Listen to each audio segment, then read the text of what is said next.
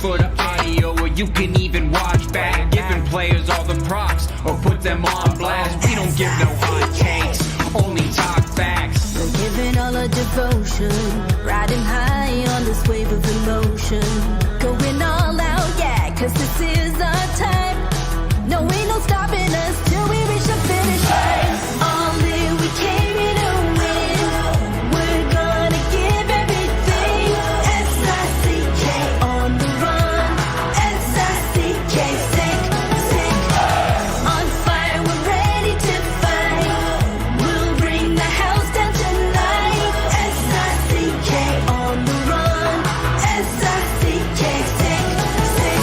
Play it on the car ride, play it when you lounge. X and O, you know that we can hold it down. Shout out to my man Sammy, got it off the ground. And to all the listeners tuned in right now, got debates, analysis, and speculation. This is sports talk for the new generation. You know where to find us, got a reputation. Sick podcast, your #1 sports destination. We're giving all our devotion, riding high on this wave of emotion. Going all out, yeah, cause this is our time. No, ain't no stopping us till we reach the finish line. All in, we came here to win. We're gonna give everything. S-I-C-K on the run. S-I-C-K, sick, sick. On fire, we're ready to fight. We'll bring the house down tonight. S-I-C-K on the run. S-I-C-K, sick, sick. S-I-C-K, it's the sickest podcast. Tune in for the audio, or you can even watch back. Giving players all the props, or put them on blast. We don't give no hot takes, only talk back. S-I-C-K, S-I-C-K, S-I-C-K,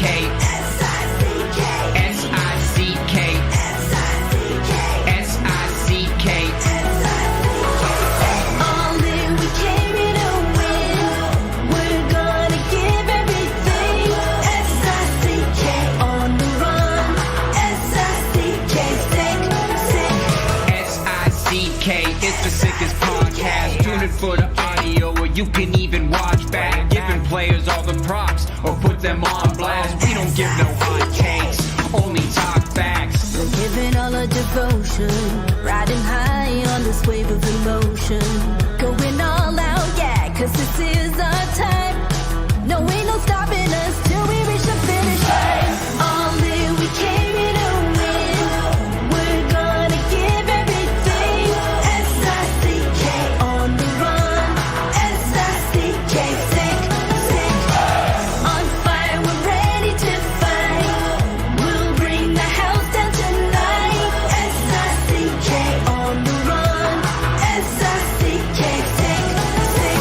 Play it on the car ride, play it when you lounge. X and O, you know that we can hold it down. Shout out to my man Sammy, got it off the ground. And to all the listeners tuned in right now, got debates, analysis, and speculation. This is sports talk for the new generation. You know where to find us, got a reputation. Sick podcast, your #1 sports destination. We're giving all our devotion, riding high on this wave of emotion.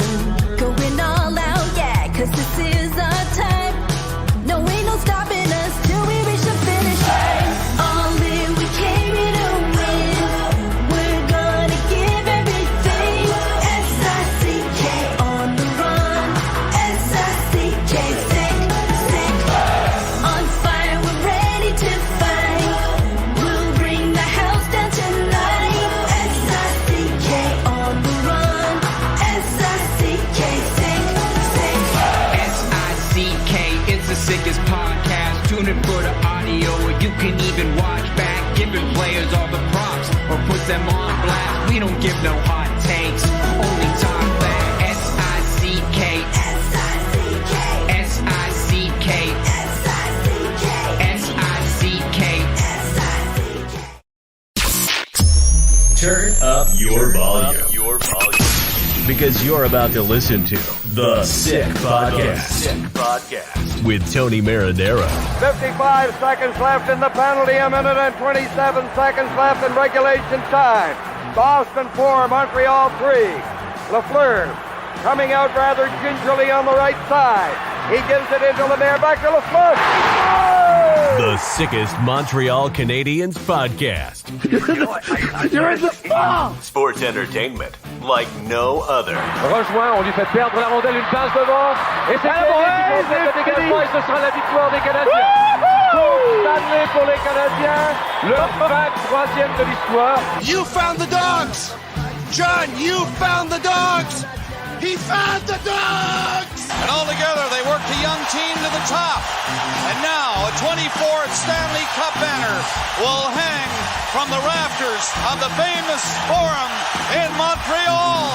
The Canadiens win the Stanley Cup. Brought to you by Energy Transportation Group. Driven to be different. La Vida Tibi. Embrace your true nature. And Playground, your premier gaming destination. It's gonna be sick. Marinaro on this Monday, October 2nd. It is 1 minute past 10 o'clock. And here I am back in the podcast studios of the Sick Podcast.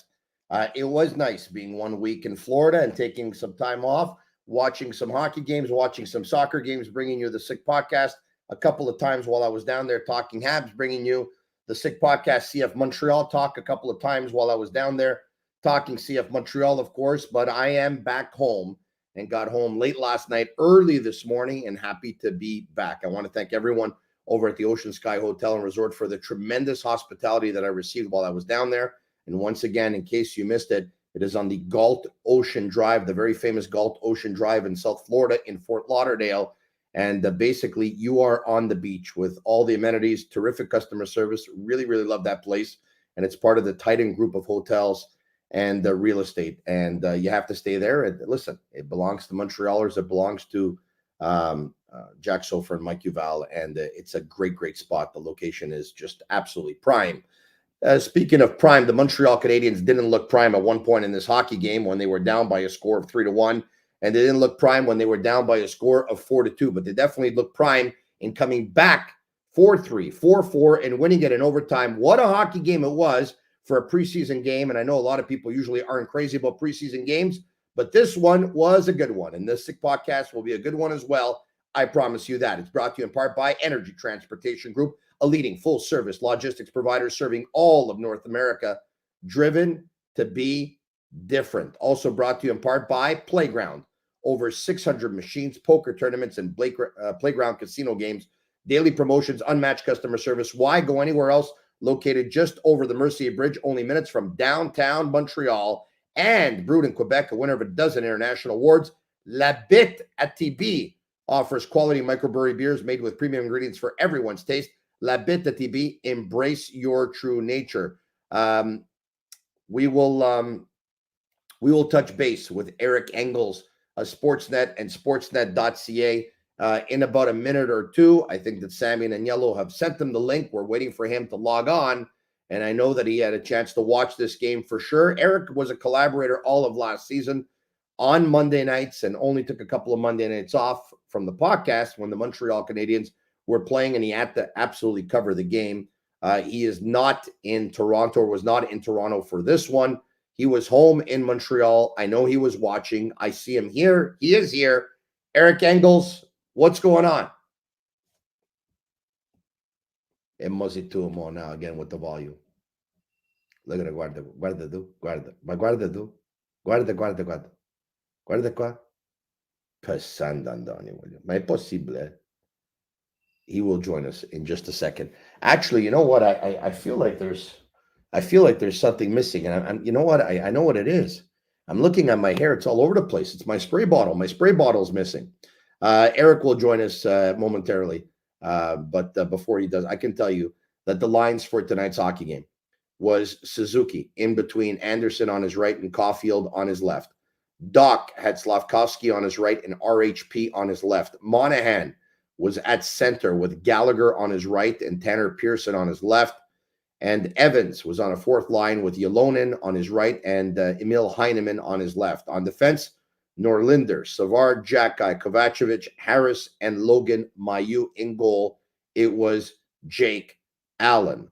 3 goals in period number 1. Norlinder opened the scoring with a wrister that made its way through traffic. It was a great job by Sean Monahan in the offensive zone, who won the draw and so was able to get it back to Norlinder. Monahan immediately goes to the net. At one point, it looked like he may have redirected it, but it actually went off a Toronto Maple Leaf. Gregor ties it at 1 off a wrister just about 4 minutes later. 5 minutes after that, Tavares 2-1. Toronto's up. Jake Allen at that point not looking very good on that Gregor goal that tied it at 1. I thought Tavares, who scored his second goal in this hockey game as well, was a little bit of a knuckleball. Allen seemed to be out of his net. We'll get to it in a second.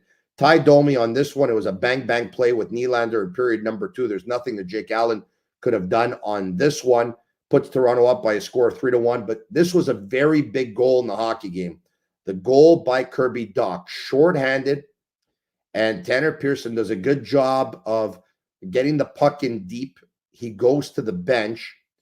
Dach recovers the puck. He finds Kovacevic, who then finds Monahan, who finds Dach. I don't know which pass was nicer, by the way. If Kovacevic's pass was nicer to Monahan or Monahan's pass was nicer to Dach, but the Canadians made it look easy. I mean, they look like the Harlem Globetrotters on that play, to be honest. And then, so that's it. They go back to the locker rooms, down a goal with a big goal, of course, shorthanded with 12 seconds left in period number 2. Regardless, Tavares gets the momentum back for Toronto, puts them up by a score of 4-2. Also on a bang-bang play, receives a pass, and he one-times it. Kovacevic off a slapper is able to narrow that lead to 4-3. A couple of minutes after that, with 41 seconds to go in regulation, Suzuki to Dach. He finds Josh Anderson in the slot. Anderson has been looking fantastic so far in camp. His wrist shot was amazing. You can't shoot the puck better than that. He ties it at 4. They go to overtime. And Marty St. Louis goes with Suzuki and Caulfield on in overtime. Why not? Pourquoi pas? That's the way to do it. And the Suzuki finds Caulfield, who takes a quick wrister in the slot. It goes off the post. Suzuki's able to jam home the rebound. And there you have it. The Montreal Canadiens win by a score of 5-4. You see, I told everyone they could calm down after they lost on Saturday. I was reading on social media, Toronto didn't have anybody. We had everybody, and we lost anyway. It's preseason, man. It doesn't mean nothing. We got the green light. I think Eric's good to go now. Hello. The win doesn't mean much either, does it? Here he is. Here he is. Okay, I hear you now. No, the win doesn't mean much. I mean, the loss didn't mean much on Saturday night, Eric. And the win, I don't think, means much tonight. It's just another preseason game. That's the way I look at it. Mind you, Marty St. Louis would probably say different. He's the coach. Their standards are higher than mine. But I just think it's another preseason game. It's another preseason game, and that's the same kind of mentality you have to put into evaluating some of the veterans on the ice too. Like, you know, Suzuki ends up with a goal and an assist. I think it would be a pretty big stretch to say it was the best game he's ever played in his life. But does it really matter? Not really. Like, the guys who really mattered in this game, if you're evaluating it from Montreal's end, are Mailloux, Norlinder, Heineman, and Ylonen, and a couple of them did pretty well and a couple of them didn't, and that's kind of the big story that I take out of this one. Yeah, so who did you like tonight? Well, Norlinder to start. I mean, I like the confidence that he's playing with. I think the biggest difference in his game, and I said that him and William Trudeau were the 2 most improved players from last year to this year, and I think a lot of Canadians fans and media would probably agree with that. I'm not sure who they'd give the specific edge to, but we know where Trudeau is now, and where he'll probably be in the future is in the NHL. And I don't even think it's a stretch to say he'll play some NHL games this year. But the big difference for me with Norlinder is this guy, when we last saw him in Montreal, didn't realize to what extent he couldn't just allow his hockey sense to guide him through the game. It wasn't a question of how he was competing. He competes hard. Every player trying to make an NHL team is competing hard. He just wasn't moving his feet nearly as much as you need to in order to be able to get to the game that would allow him to have success. And I see his feet moving all over the ice, and all of a sudden the opportunities are opening up for him, and he scores a goal in the first period. And, you know, it's a bank shot, whatever it is, but good things happen when you throw the puck to the net. I like the way he managed the top of the power play, though, the confidence with which he executed plays, and he made a big play to keep a play alive as the Canadians were searching to tie the game. And sure enough, a couple seconds later, Josh Anderson did exactly that. So love his game tonight. It's a big step for him. I don't know what it means.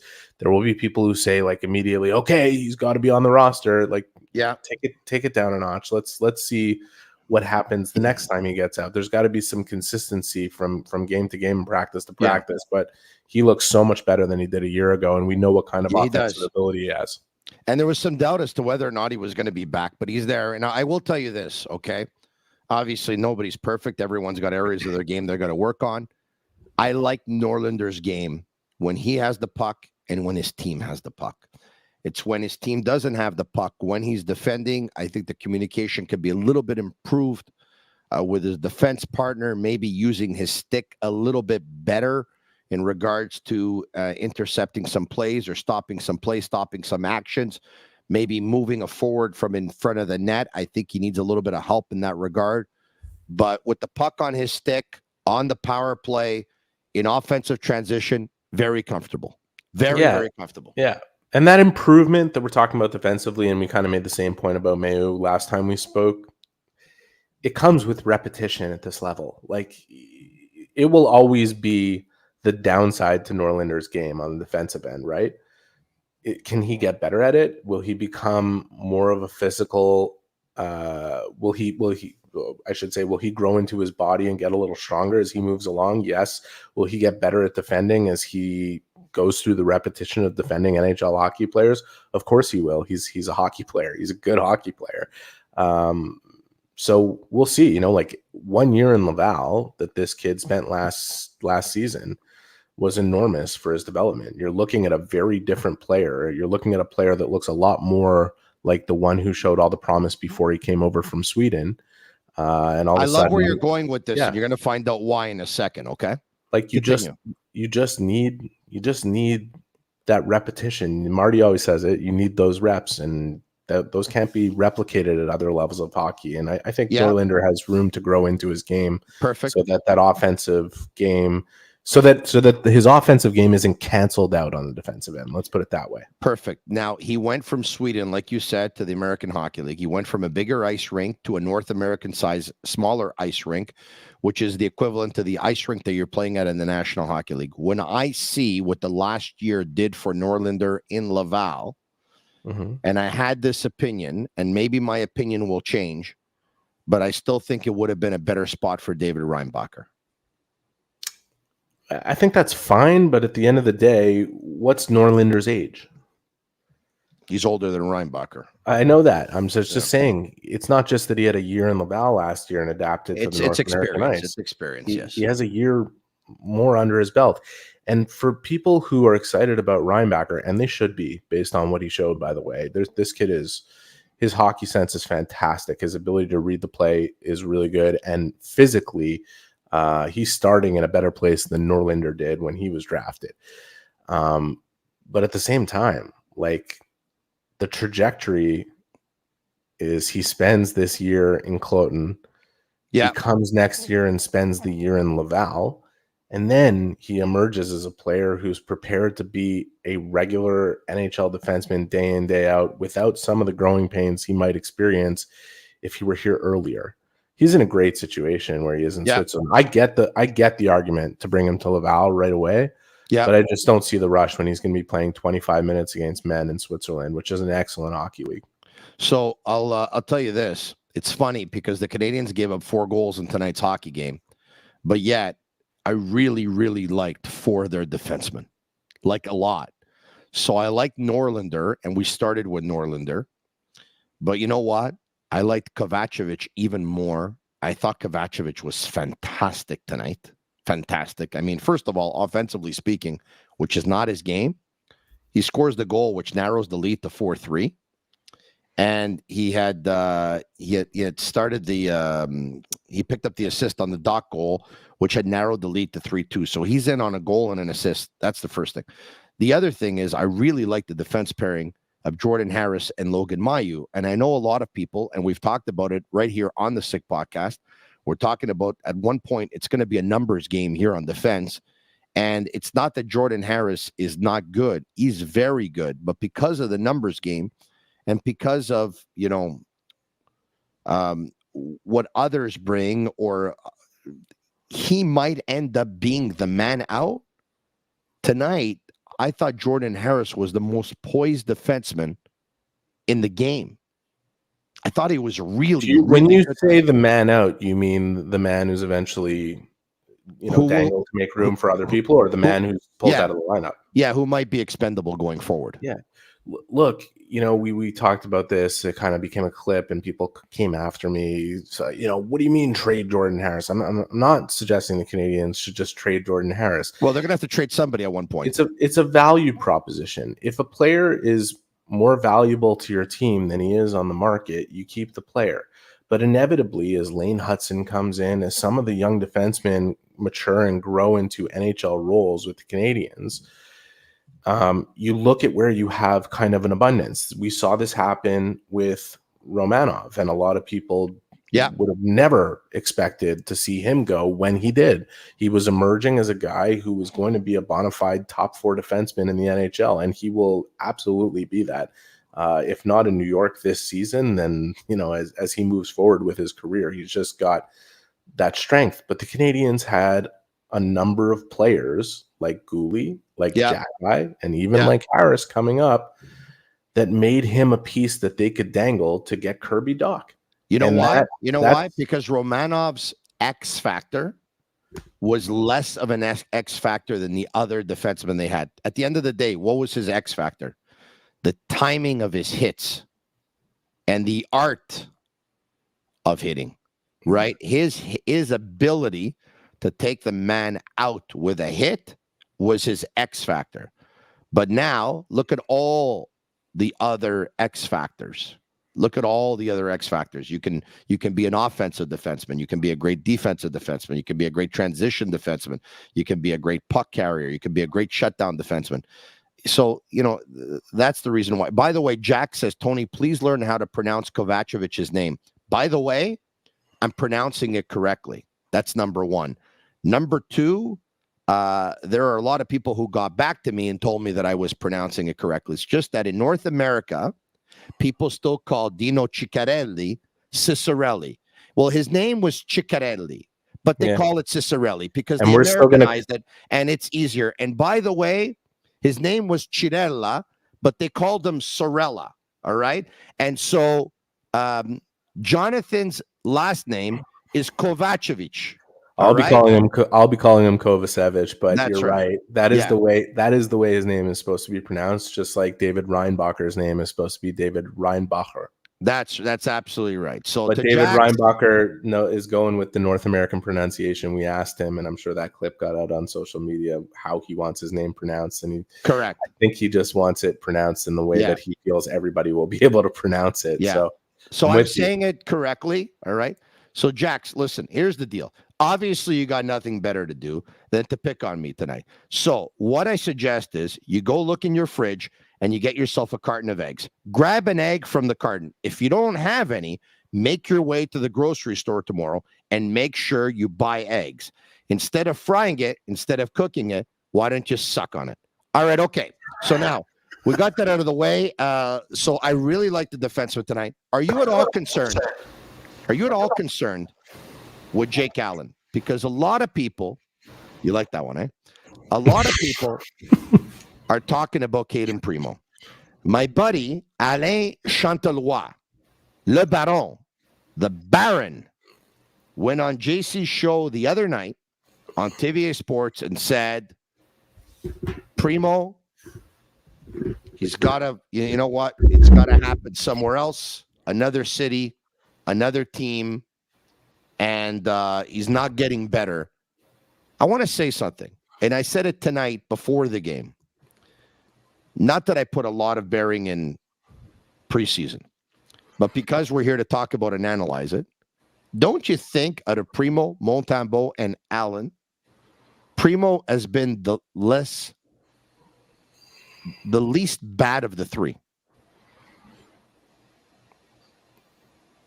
Are you asking me? Yeah. I think I'm not asking Jax. I think he's still sucking on that egg. I think all three of them have been fine.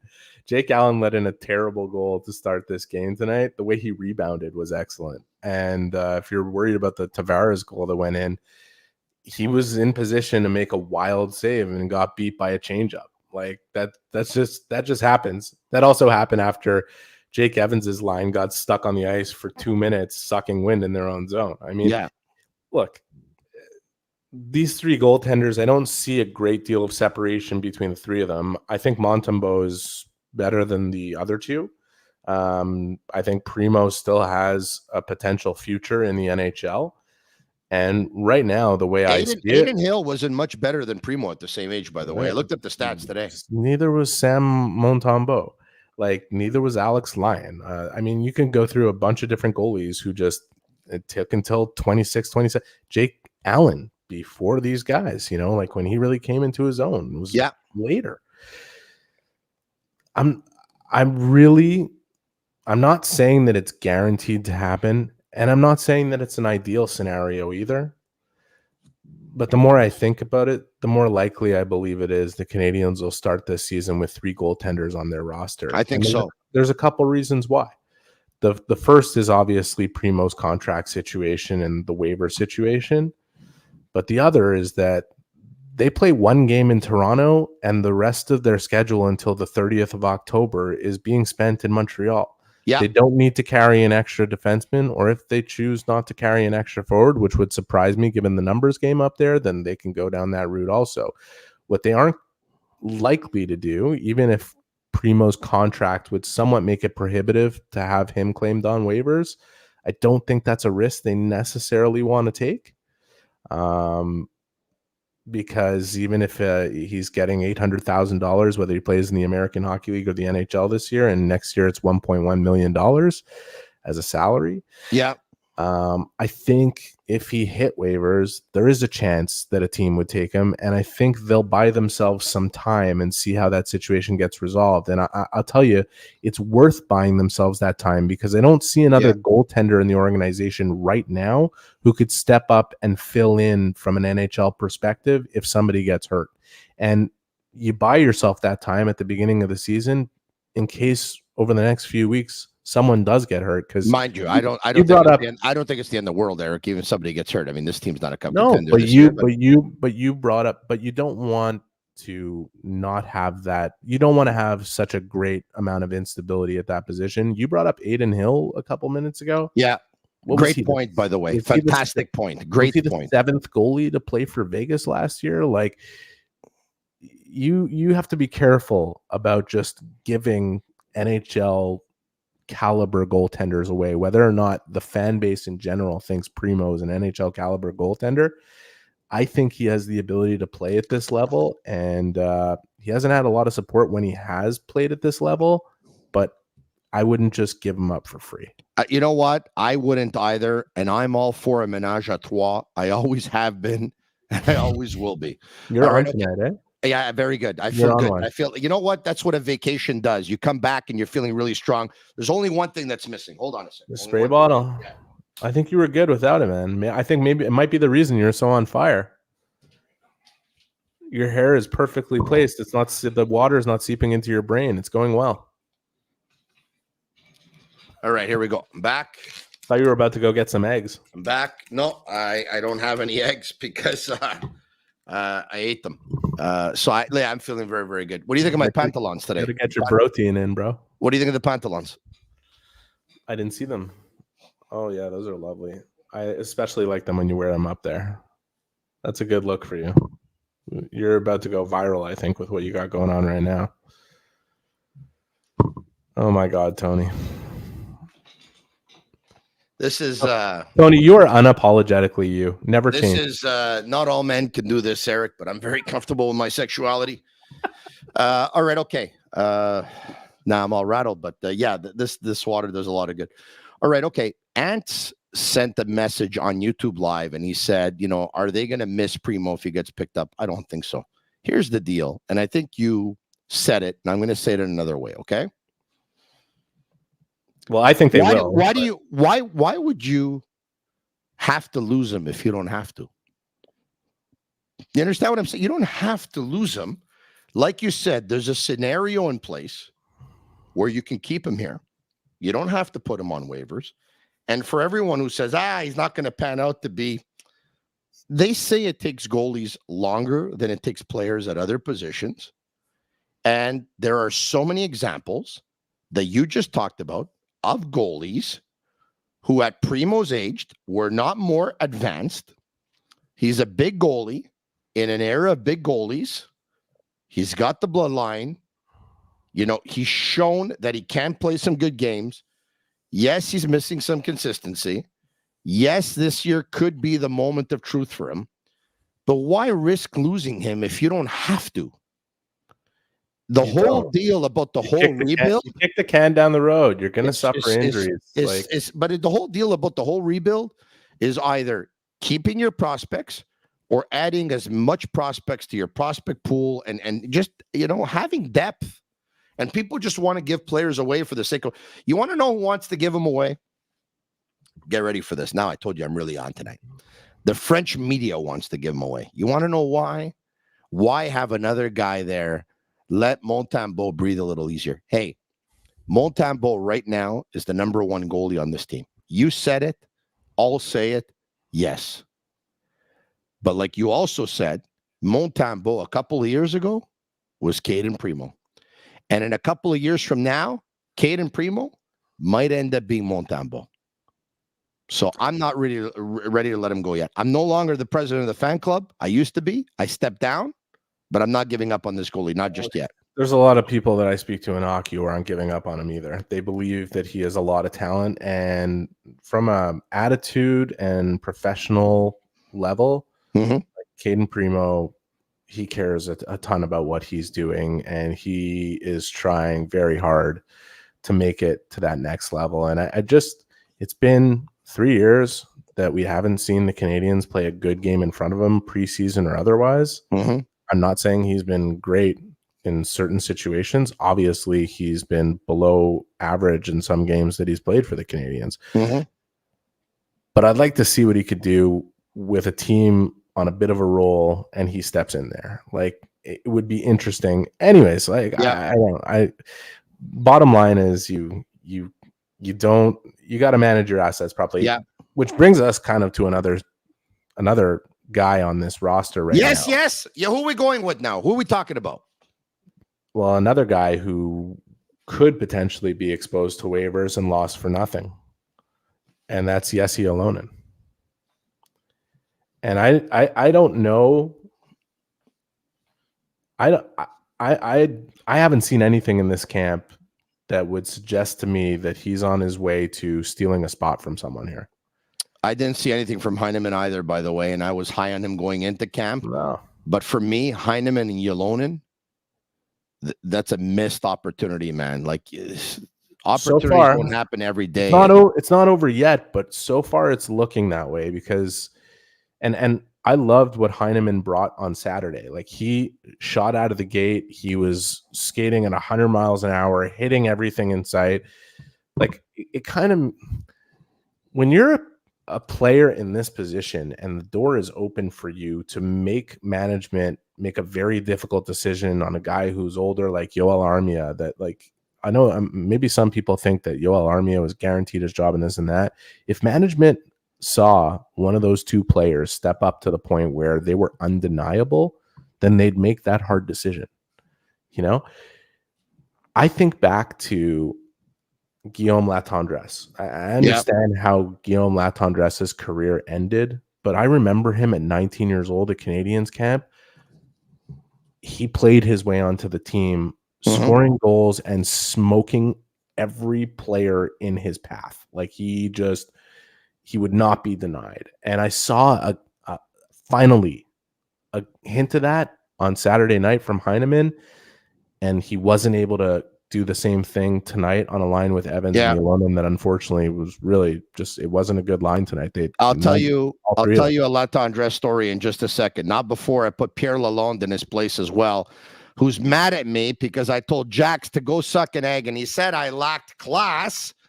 But yet, Jax can say to me that I'm not pronouncing a name properly when I know I am.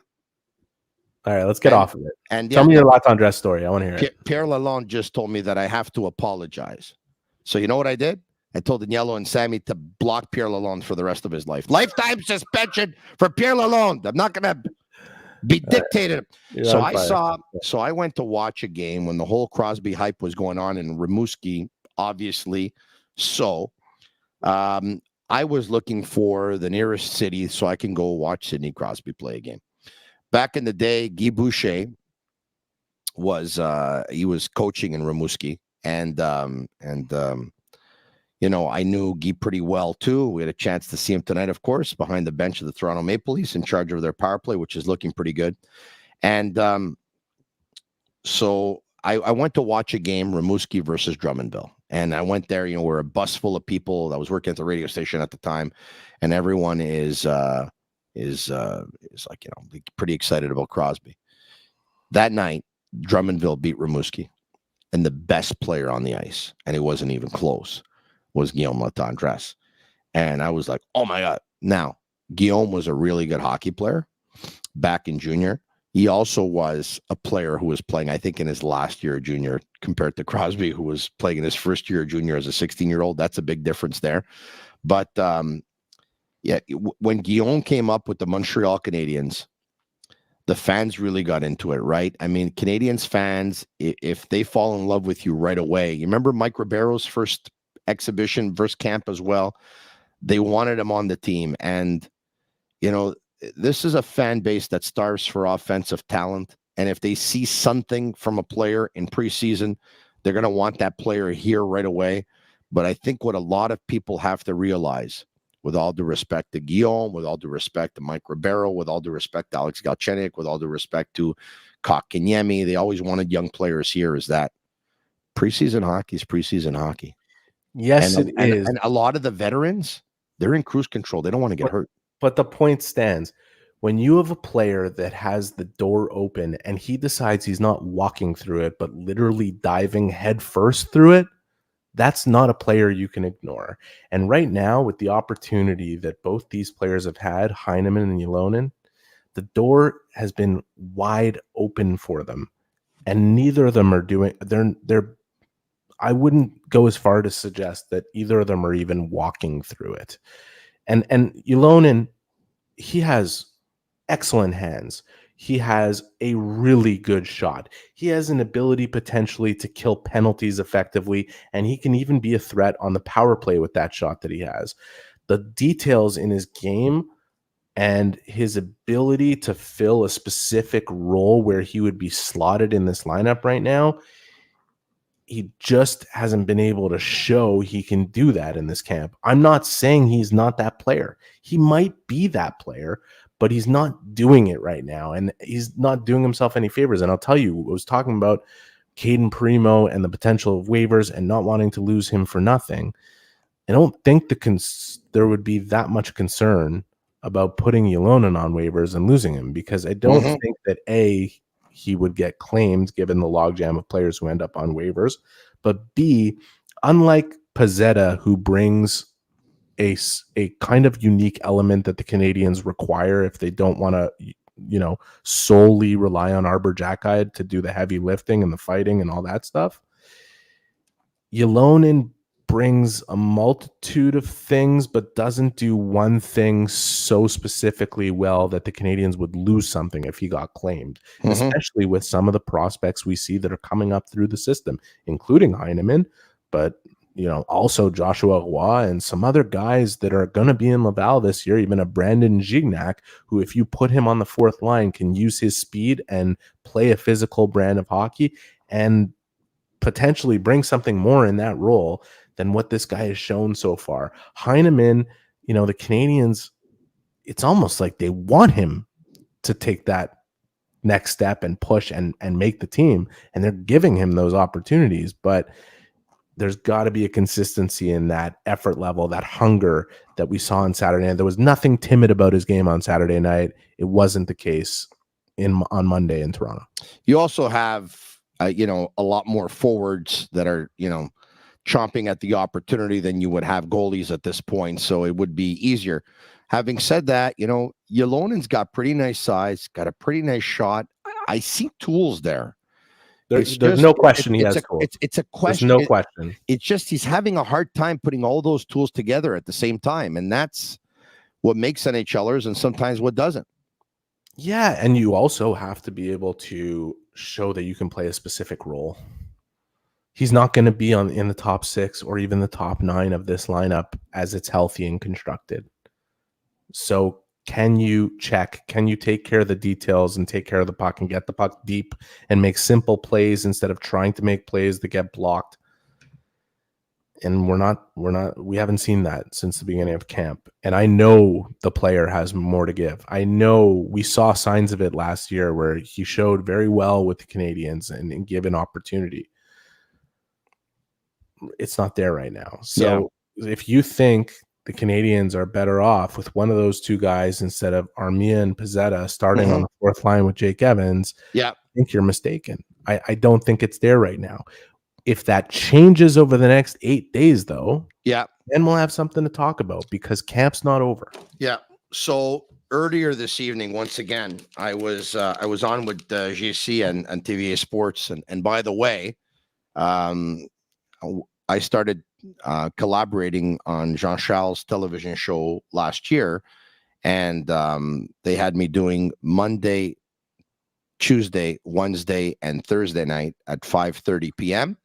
And they had me doing that for the start of this year as well. And earlier this evening, they asked me if I could add Friday nights as well. So I accepted. I said yes.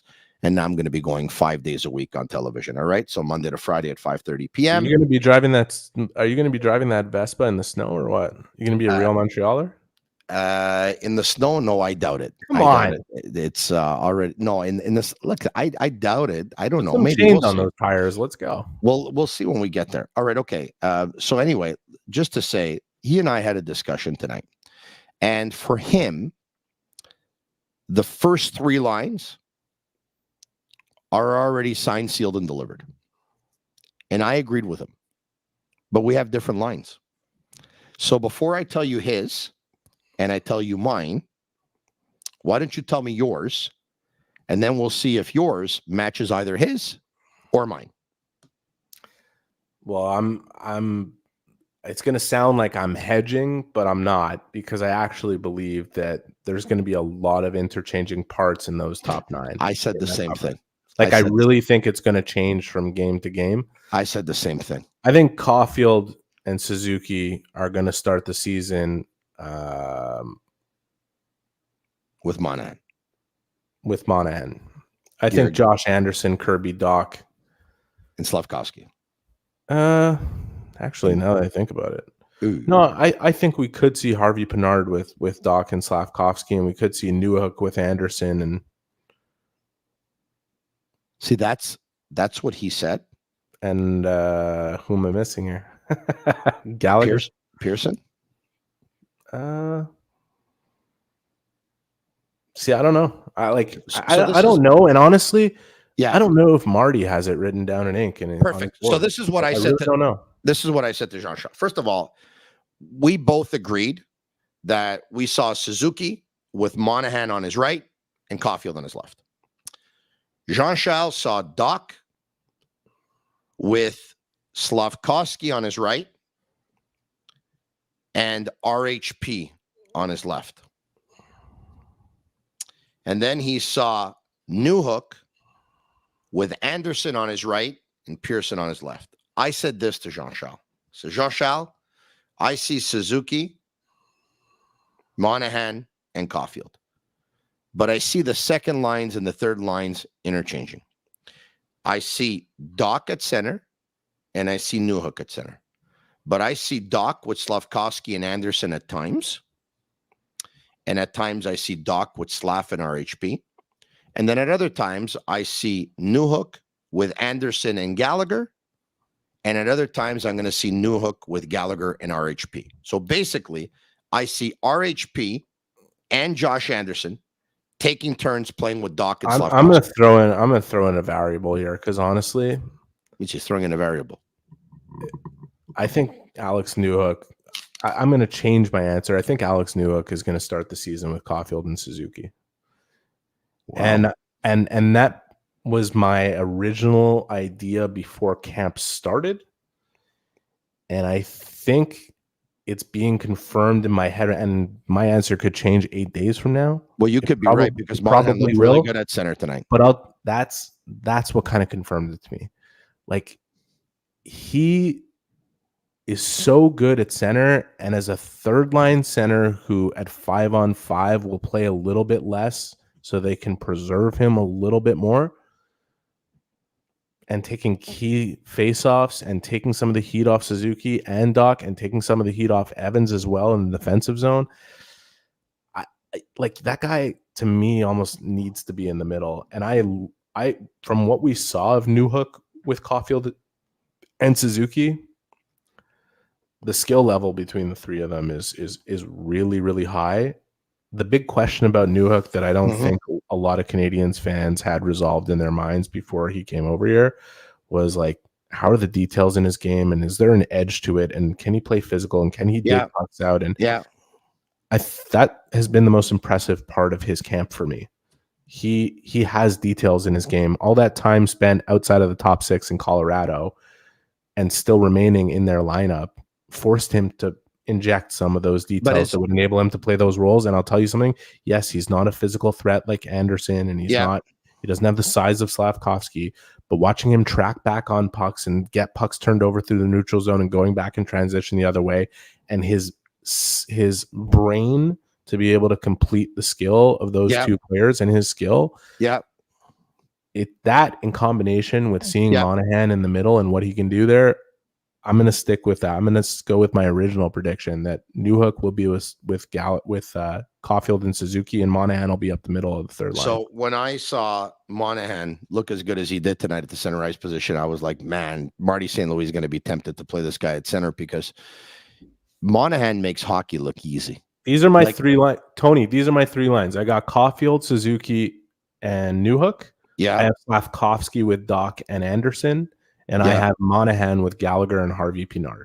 Those are my three lines. Perfect. I got it jotted down. And, it wouldn't surprise me if we see everything. I'm sure that at one point, I'm going to disagree with you on Newhook on the top line. I'm going to tell you why in just a second. But I know that we'll see Newhook on the top line this year. We're going to see iterations of all these lines. We're going to see everybody. I bet you that even, if it's one shift or one period or one game, Tanner Pearson will end up playing on a line with Suzuki and Caulfield this year. Okay. Like, everyone's going to play with everyone. Okay. Having said that, Newhook's a new player on this team.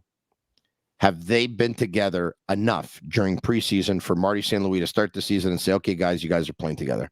Yeah, no. It's a shame he's hurt right now. Yeah, honestly, because he was having a really, really, as far as first impressions go, his is a very strong one here in Montreal so far. Yeah, and before Monahan got hurt last year, he spent a lot of time with Suzuki and Caulfield, so they know each other like the back. Someone asked me a question for my mailbag, which I answered today, and they want to know if Caulfield will spend some time next to Doc this season. And I think there will be times where Martin St. Louis is going to have to separate these guys and give Kirby Doc a player that can score at that level. And I'll tell you that when you want, how Marty always says, I don't know how long it's going to take it, but at some point there's going to be a switch that flips where the wins start to become the byproduct of the process. Yes. It's going to happen for them when they have, and I think he called it a patient aggressive or something like that. Forget about Matvei Michkov or whatever it is. When they have someone who can score nearly on Caulfield's level playing with Doc, that's when you're going to see a big change in this team. I still would have drafted Michkov, by the way. Really? I think Reinbacher, if there was one thing that Reinbacher showed at this Canadians training camp, he's going to be a hell of a player. And you could take my word for it. I mean, I speak to tons of scouts. No, I know you do. Executives in the game. Michkov's been dominating. He's been dominating the KHL for the last 3 weeks, by the way. But those who are haters don't talk about it, because it was easier to talk about when he wasn't playing well. He's playing now. That's good to know. Yeah. No, honestly, I had a few scouts tell me, watching him play, they were blown away with his skating and his smarts. I think he's going to be a really good player, Ryan Bacher. Oh, I'm sure he will. I like offense. The point remains. The point remains. I've always been that guy. I like Lafleur, and then the next. next. We just said the minute they have another guy, that can bury the puck nearly on the level that Cole Caulfield can, this whole thing changes. So I'll tell you who my favorite players were: 70s, 80s, 90s, 2000s today that played for the Montreal Canadiens. Okay, and you'll understand my whole reasoning on Michkov right away. Okay, Guy Lafleur. I'm listening and I'm grabbing a glass of water at the same time. No problem. Guy Lafleur. Later, Mats Naslund. Later, Stéphane Richer. Later, Alex Kovalev. And now Cole Caulfield. Like those, were my favorite players. PK Subban at one point was one of my favorite players too, but he was an offensive defenseman. I like attack. Everything I do is on the attack. My honeymoon, I was on the attack. On my dates, I was on the attack. On my shows, I'm on the attack. On my last vacation, I tried to go on the attack, but my wife is always pretty much on the defense. And that's another story for another day. Let's get out of it. All right, okay. Hey, was it your girlfriend's birthday today? Or was it yesterday? Yeah. I saw that on Facebook. Yeah, it was Emily's birthday. Yeah, you have done extremely well for yourself in life, whether it's professionally or personally. I have to tell you, after seeing that quick picture on Facebook there, you, my friend, are going to win the life. I think you're going to win the Lifetime Overachievement Award is what I think is going to happen. Thank you very much. Yeah, you're very welcome. So all the best to Emily. She's got a good deal too. Wishing her, no, you're a good catch too. Listen. But she's the best, by the way. Oh, good. I'm happy to hear that. What are you doing on the podcast with me if it's Emily's birthday? Like, is this stuff going to get you in trouble or what? No? We have an arrangement. Oh, okay. It's going to stay between us. I got it. All right. I think I know what it is. You vow to try and make as much money as possible so you guys can spend it together and live a better life. You want to know the truth, Tony? Tell me. She's a huge fan of yours. She asked if I had the podcast tonight, and she said, "Eric, you can't let Tony down. You got to be there for him." Tell me you're serious. She loves you. Really? She loves you. Tell me the truth. Are you lying to me now? I'm getting all excited. I'm a little jealous, to be honest with you, how much she likes you. Wow, I really, really love her now. Emily, I love you. All right, okay. I'm going to tell you something about Kirby Dach. When the Chicago Blackhawks drafted him 3rd overall, they drafted him hoping that he was going to be a franchise player in the National Hockey League. Sure looked like it when they drafted him, by the way. Yeah, that's usually when you're drafting top 3, you're hoping that you're getting a franchise player, right? Eric, this guy's game keeps getting better and better all the time. At times tonight, and they were playing the Toronto Maple Leafs, who have some world-class players, I found that Kirby Dach was, I'm not going to say toying because that's a strong word. He was having fun out there. Like it's this, he's not intimidated by who he's going up against because I think that when he's on, he feels like he can play with anybody. I'm kind of laughing because honestly, that was Kirby Dach's B game tonight. Well, I think people might look at me saying that and be like, "You're crazy. He was so good." That was his B game, and he still made a significant difference in the game. I'm seeing some Bobby Smith in him, man. And that is the change and the development that's happened with this player. That he can play his B game and still have a major impact. And that's why I say, when you get another guy on this team that can put the puck in, nearly on, not on the same level, but nearly on the same level as Cole Caulfield, and you have Suzuki playing with one and Dach playing with the other, and that player might be in the organization already. Yeah. I know people want to say, "Oh, they don't have elite talent and this and that." It takes time to develop. People who are looking at Slavkovsky and saying he'll never be that player. Well, people said that about Kirby Dach in his first year in Chicago. Yeah. But when it happens, and it's going to happen, because if it doesn't happen organically through the draft, or it doesn't happen through the development of some of these players like a Slavkovsky or whoever else it might be, Joshua Roy, or take your pick, whoever, they have an abundance of talented, quality, NHL capable defensemen on the way. Some of them high impact, some of them already on the roster. Mm-hmm.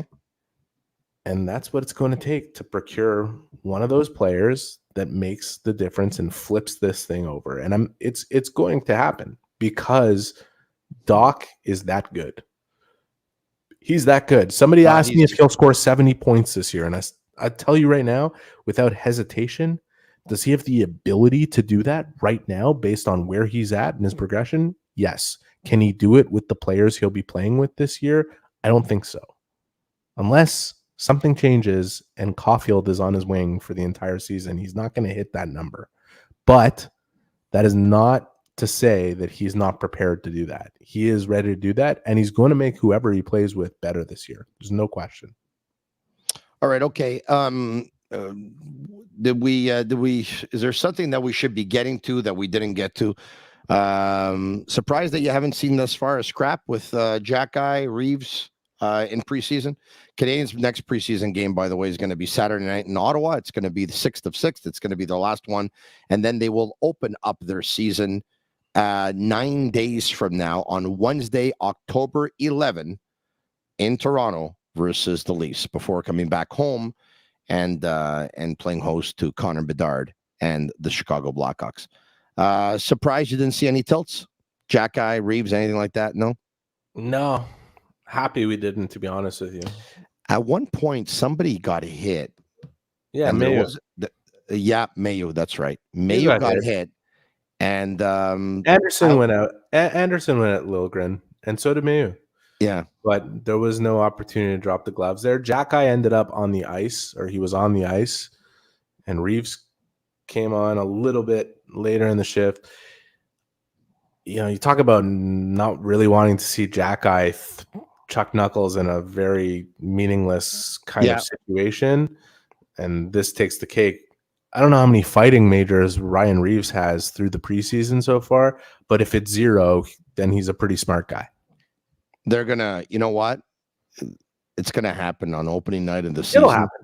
Whether it's opening night or they're gonna play 4 times this year. And I just have a feeling it's gonna happen opening night of the season, and I hope that Jack Guy doesn't get hurt, because obviously we saw the last fight he was in, he got hurt, and he was out for the rest of the season versus Vinny Diarra. I think Jack Guy got hurt before that fight.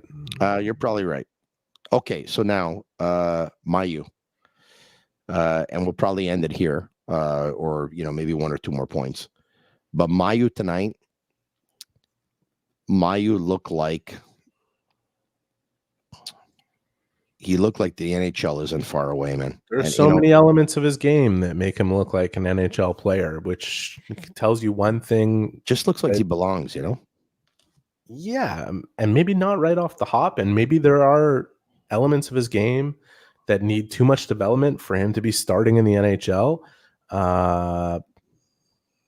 Like if you had to bet money on him playing in the league and even getting some games in this year, I think you'd be doing that pretty comfortably. Like, he's going to be an NHL player. It's a matter of time.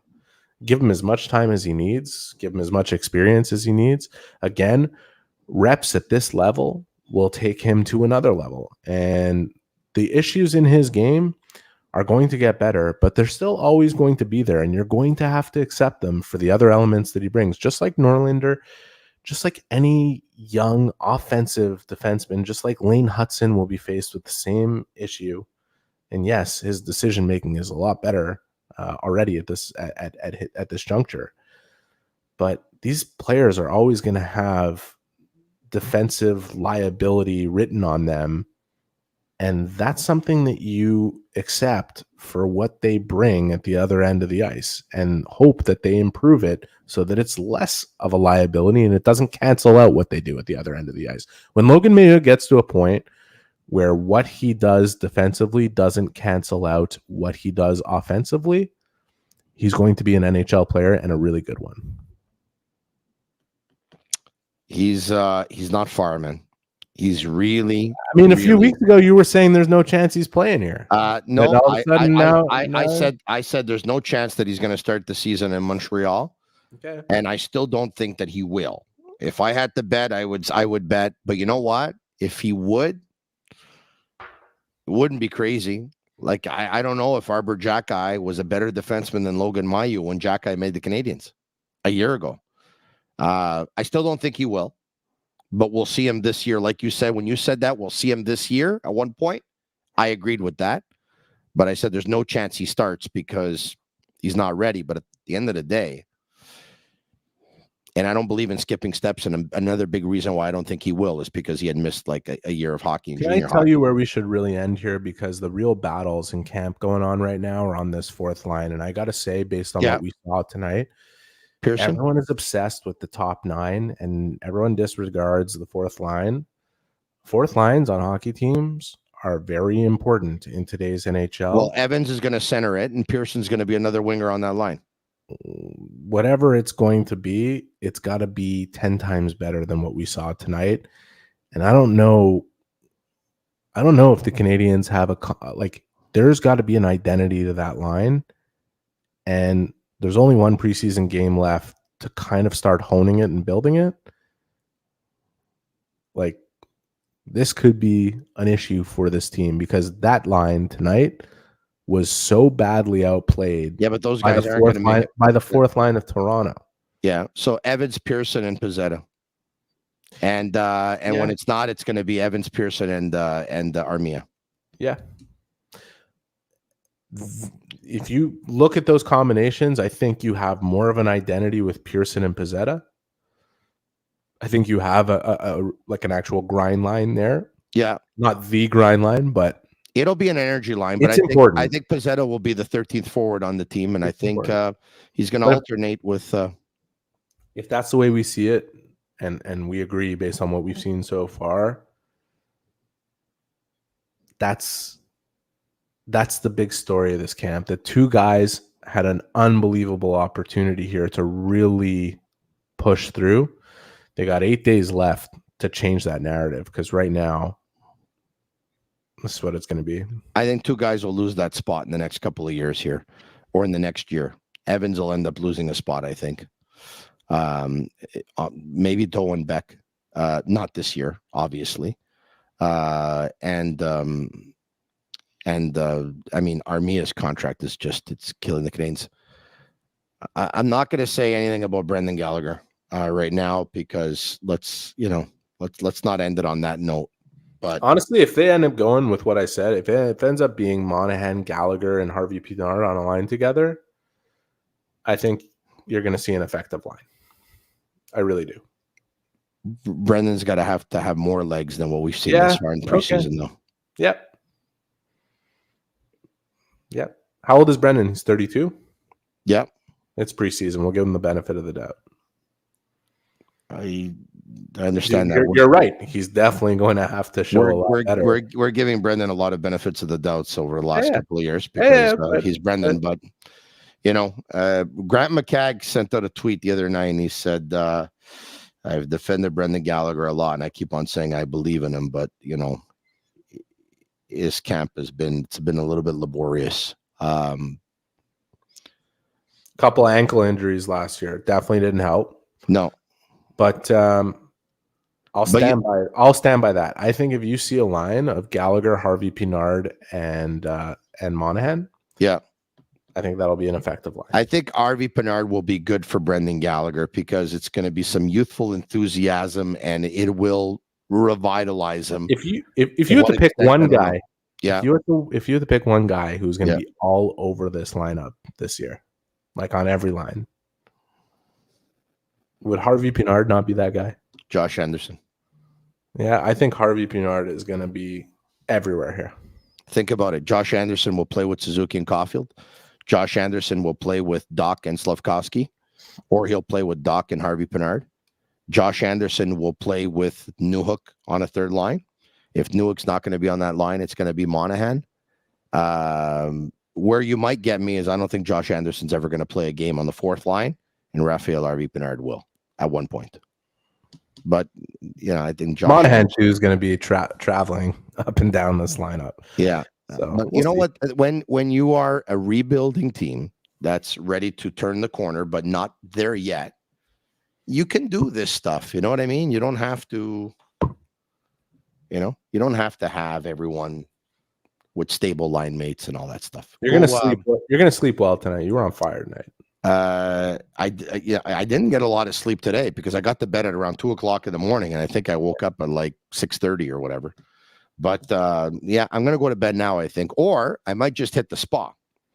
Either way, once again, a very, very happy birthday to Emily, and I thank her for making you available for the last hour because it was a lot of fun. And guess what? Pleasure. Between YouTube, Facebook, and Twitter live, there are about over 1,000 people that would agree. Thank you. Have a good night. I appreciate it. Thank you very much. Eric Engels of Sportsnet at sportsnet.ca. For all of you watching, I thank you very much. And by the way, I want to talk to you about Big V Live Productions.ca. What is it? In association with Ne Qualité. They're happy to present the Wise Guys of Comedy, Saturday, October 7th at 8 p.m. at Salle des Îlets, Collège Marie-Victorin, 7000 Rue Marie-Victorin in Montreal, Quebec. Mike Marino is bringing his Welcome to the Family World Tour to Montreal with special guest Angela Majorano Thurston from Toronto, and Montreal's very own Franco Tadeo is the MC, and Vincent Soumarin, Montreal North food truck, will be serving some hot, delicious pizza before the show. And of course, part of the proceeds will be going towards the SMA Foundation. Come grab a bite and have a few laughs. It will be a fun-filling evening. Tickets can be purchased online at bigvliveproductions.ca. Speaking of which, I don't know if I'm at liberty to share this story, but heck, you know what? I'm going to just do it anyway, and hopefully he doesn't get upset. But while I was in Florida, I got a call, and I got a call from reception, and the receptionist said, "There's a gentleman who just called for you," and she gave me his name, and she said, "You know what? He says that he listens to your show, he watches your podcast." And she says that he'd like to meet you. So if you're, if you want, here's his number, and give him a call. And so I gave him a call. I gave him a call, and we got together yesterday. Went to the bakery for a little bit, and we spent about a good 2 hours together. Talking about the radio world, talking about the TV world, talking about sports media, talking about the Montreal Canadiens, talking about podcasting, talking about the Sick Podcast and all that stuff. So, Mike Jusko, it was a pleasure to meet you yesterday in Florida, and thanks so much for supporting the show. And I've always said this: if you're going to reach out, if I get your message, and I'll my very best to make time to meet you. And I'm really happy that I sat down with Mike yesterday. And we had a great chat. It was really, really great meeting him. So for all of you who are watching right now, all of you on Twitter and on YouTube and on Facebook, if you like the show, comment SICK, S-I-C-K, like it, share it with your friends. And if you're going to listen to it on Apple, leave us a 5-star review if you can. It's our way of feeling the love. So for all of you watching, thanks so much. I think we had a good one tonight. I look forward to being back tomorrow night, same time, same place. By the way, tomorrow night, a brand new collaborator will make their debut on the Sick Podcast. Who is it? He's a former Montreal Canadian. Maxime Lapierre of La Poche Bleue will join me tomorrow night on the Sick Podcast. And by the way, Maxime will join me for most of the season on Tuesday nights. And the Montreal Canadiens play most of their regular season games on Tuesdays and Thursdays. Max Lapierre will be pretty much a full-time collaborator on Tuesday nights right after the game. Maxime Lapierre of La Poche Bleue is going to be one of our brand new collaborators this season. By the way, we've also added another one. We should have saved this for social media, but I'm going to tell you right now, Craig Button will also be joining us on the Sick Podcast from time to time. The Sick Podcast is going to be revamped this year. We're going to take it another step. We're going to take it another step with our collaborators. We're going to take it another step with our show. We're going to take it another step with our segments. And yes, We might even take it another step with the way our podcast studio is going to look. I look forward to doing this every night. I love my job. I love all of you. Thanks for watching. For Agnello, Sammy, and Juliana at Master Control, they're Cavallaro. I am taking the Sick Podcast to another level this year. I promise you. I will bring passion and I will bring energy. I'm Marinaro. And that's a wrap. Hope you don't miss us too much until next time. Follow the Sick Podcast with Tony Marinaro on YouTube, Instagram, Facebook, Google Play, and Apple Podcasts. The Sick Podcast is brought to you by Energy Transportation Group, driven to be different. Bittt, embrace your true nature. And Playground, your premier gaming destination.